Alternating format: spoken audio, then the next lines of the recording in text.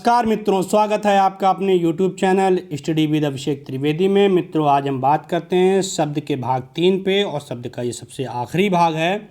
और इससे पहले हम लोगों ने शब्द के जो पार्ट पढ़ा उसमें सबसे पहले बार में रचना के बारे में पढ़ा हुआ था और शब्द शक्ति के बारे में पढ़ा था। और सेकंड में हमने बात की थी देशज और स्रोत या उत्पत्ति या इतिहास के आधार पे, तो बात की थी देशज और विदेशज की। और अब हम बात करते हैं, उसी का छूटा हुआ पार्ट है स्रोत उत्पत्ति या इतिहास के आधार पे कि कितने प्रकार होते हैं। तो 4 प्रकार होते हैं, उनमें देश और विदेशज पे हम लोग बात कर चुके हैं। बात करते हैं तत्सम और तद्भव पे।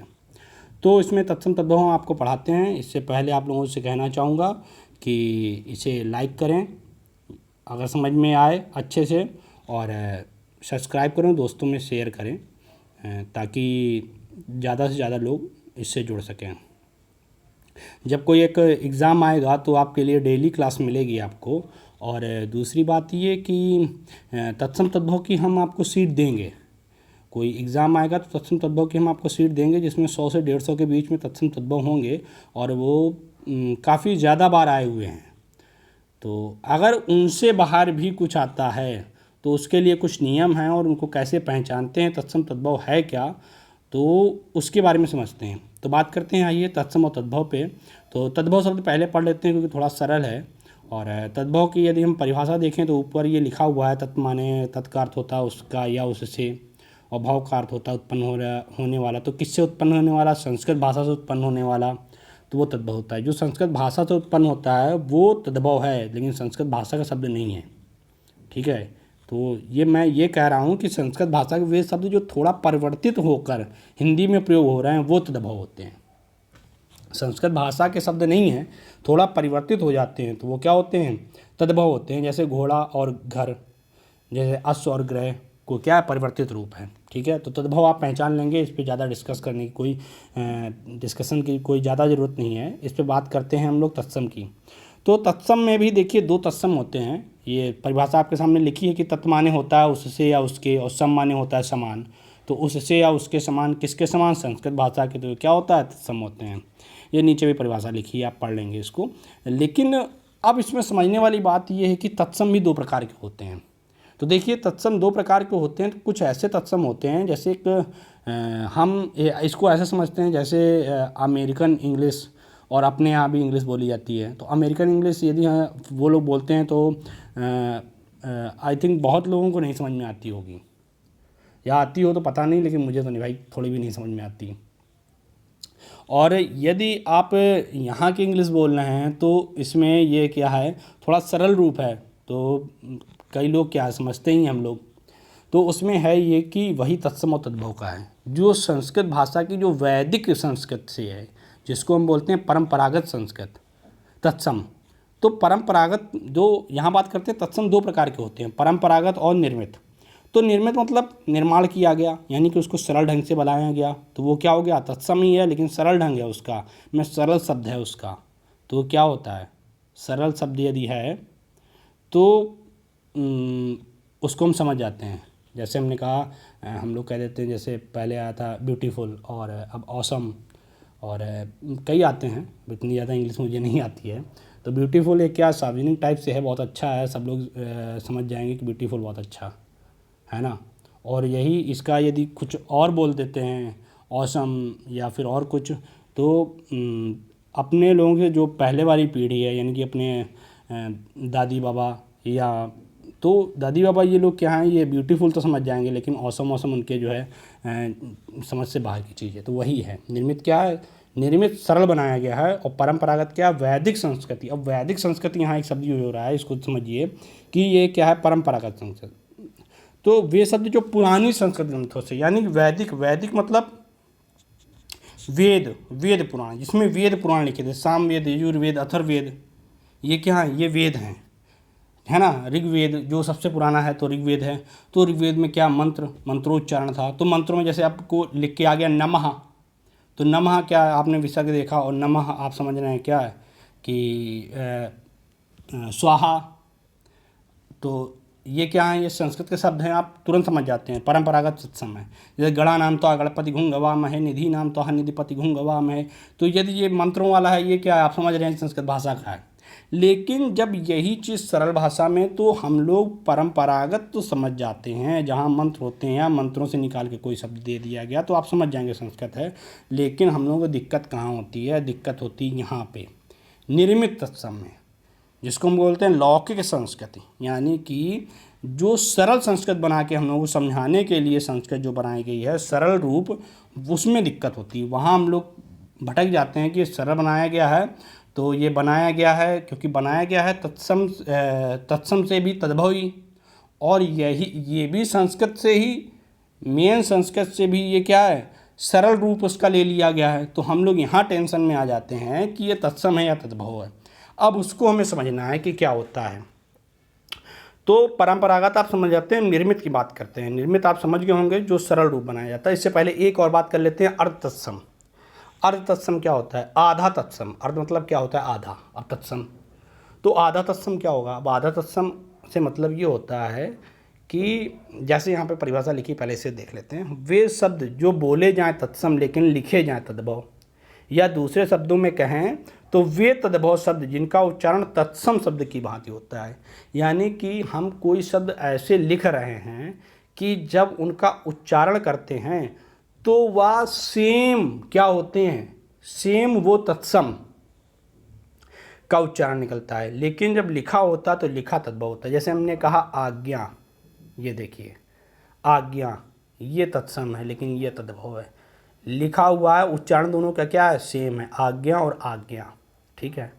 अक्षर और अक्षर है ना, उच्चारण सेम है ना, लेकिन लिखे क्या हैं, अलग लिखे हैं। तो ये क्या है, ये सब अर्ध तत्सम के उदाहरण हैं। बस अर्ध तत्सम यही होता है, कई बार पूछा गया है, गलत भी होता है, तो बस अर्ध तत्सम यही है। अब देखो, हम लोगों ने हमने आपको आप लोगों को शब्द में छोड़ा था और बताया था कि मैं ये रा जो शब्द छोड़ रहा हूँ, ये मैं आपको तत्सम तद्भव बताऊँगा। तो उसका रीज़न ये समझ लीजिए कि रा कहीं भी यूज होती है तो मुख्यतः वो क्या होते हैं, देखिए अपवाद सब में होते हैं, ठीक है, अपवाद सब में होते हैं। लेकिन एक ये है कि यदि आपको 100 शब्द दिए गए, 100 में से 90 क्या हैं, उस पर सटीक बैठें। अगर 10 नहीं बैठते हैं तो कोई दिक्कत नहीं। तो 90% क्या होगा आपका, ये हो जाता है कि हाँ चलो ठीक है, कि यदि जब नहीं आ रहा है तो चांस इसमें ज़्यादा हैं लगाने वाले। तो एक नियम होता है, तो नियम बताते हैं आपको कि जहाँ पे रा लगी हुई हो वो क्या होते हैं, वो तत्सम शब्द होते हैं।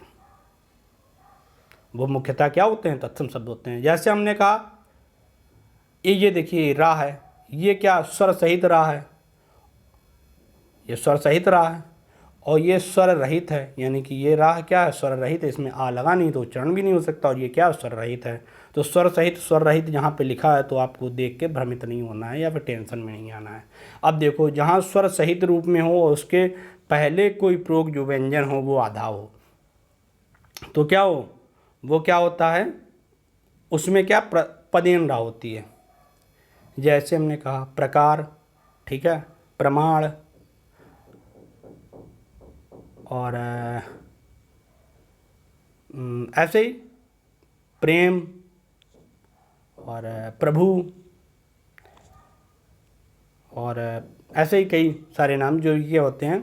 क्रम भी आ जाएगा। तो ये क्या, ये सब क्या है, ये सब किसके उदाहरण है, पदेन रा, यानी पैरों के पास लगभग लगी है, आप ऐसे समझ लीजिए। तो ये क्या है, पदेन रा है। अब देखिए, अब पदेन रा ही जो लोटे टाइप वाले शब्द होते हैं, लोटे टाइप वाले यानी कि गोल शब्द, जो नीचे क्या गोल शब्द बने होते हैं, जैसे ये गोला लिया, ये गोला ले रहा है ना, ये क्या है, ये सब देखिए गोले वाले शब्द हैं,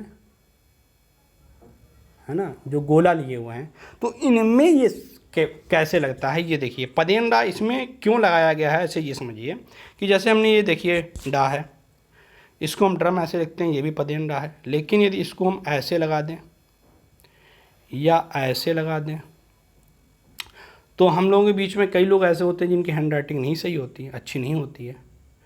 तो यदि वो लिख देते हैं तो कभी कभी होता है खुद जाने या खुदा जाने, दूसरा कोई पढ़ ही नहीं सकता है।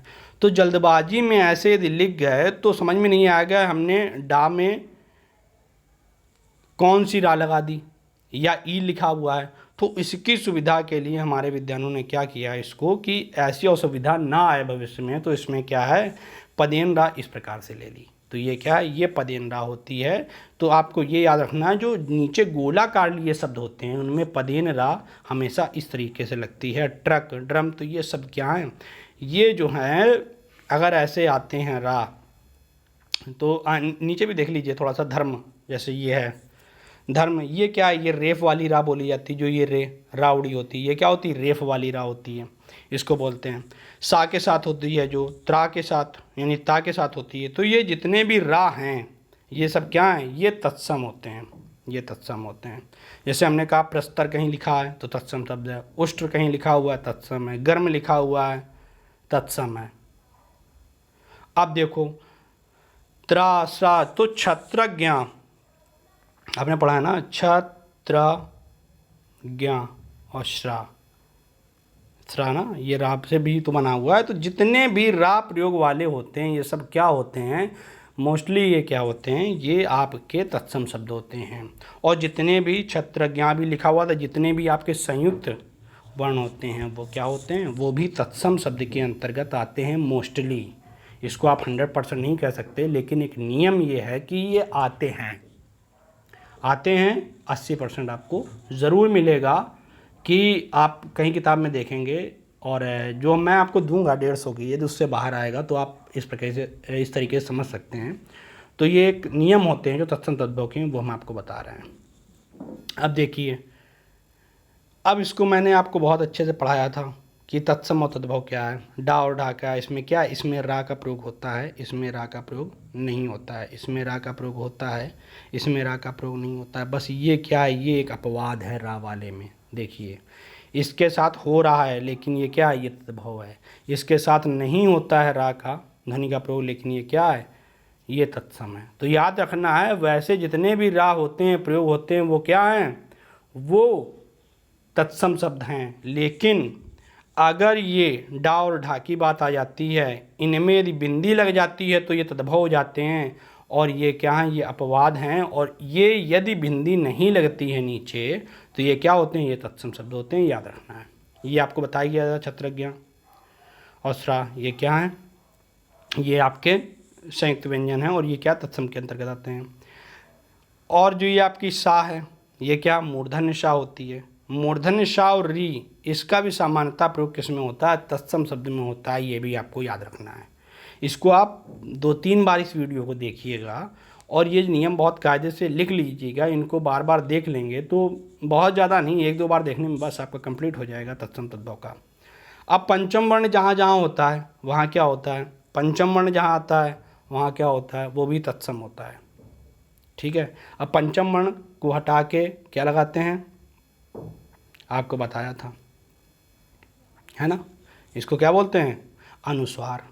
ये क्या है, पंचम वर्ण को यहाँ हटा के जहाँ पे ये लगाया जाता है वही पंचम वर्ण की बात कर रहे हैं। तो पंचम वर्ण क्या है, जहाँ पंचम वर्ण लिखा जाएगा वो क्या होगा, तत्सम होगा। ठीक।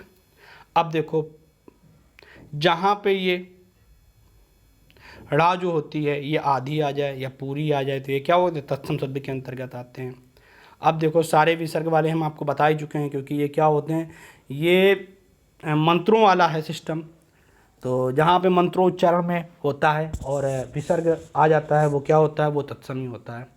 अब एक चीज़ यहाँ समझने की है कि जो ये लग जाता है इसको बोलते हैं अनुनासिक।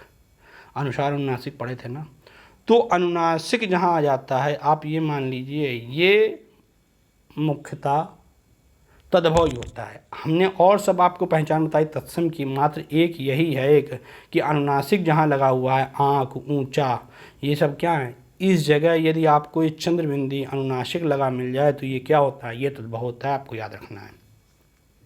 अब कुछ विशेष बात कर लेते हैं। देखिए सा या सा से प्रारंभ होते हैं तो तत्सम होते हैं। ठीक है। इसमें सा और सा ये क्या है, इसको क्या बोलते हैं,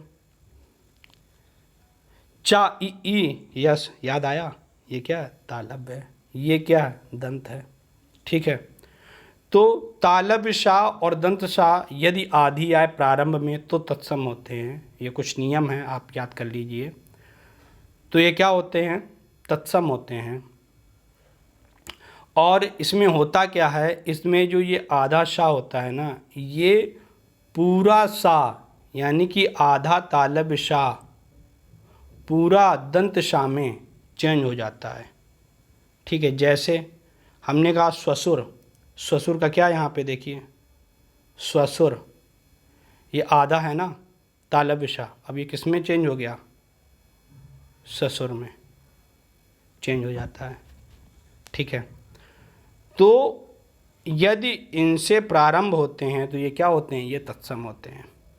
और एक चीज़ क्या होती है तत्सम तद्भव में कि मोस्टली जो तालब शाह है वो दंत सा में चेंज होता है।